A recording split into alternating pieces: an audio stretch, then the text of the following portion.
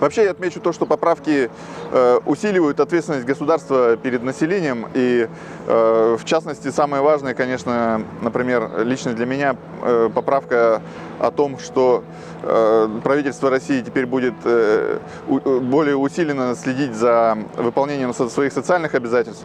Еще одна важная поправка касается закрепления в Конституции повышения индексации пенсий для наших пожилых людей. И не только для пожилых, но и для людей с инвалидностью. Теперь уровень жизни пенсионеров, по крайней мере, не будет снижаться ежегодно. Еще одна важная поправка касается минимального размера оплаты труда, который теперь не может быть ниже прожиточного уровня. Теперь это закреплено будет в Конституции, и работодатели просто не смогут иметь вообще каких-либо прав нарушать права человека.